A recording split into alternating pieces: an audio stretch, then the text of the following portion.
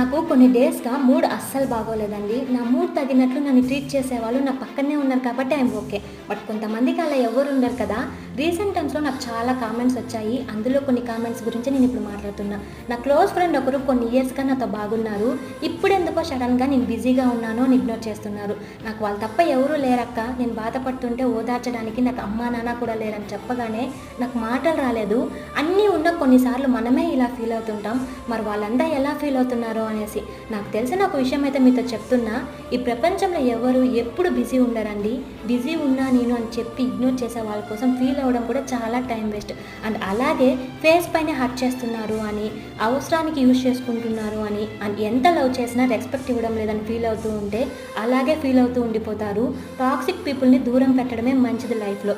చెప్పినంత ఈజీ కాదు, చాలా కష్టం ఇగ్నోర్ చేయడం. ఆ కష్టాన్ని దాటి మీరు హ్యాపీగా ఉండాలని నేనైతే బలంగా కోరుకుంటున్నా.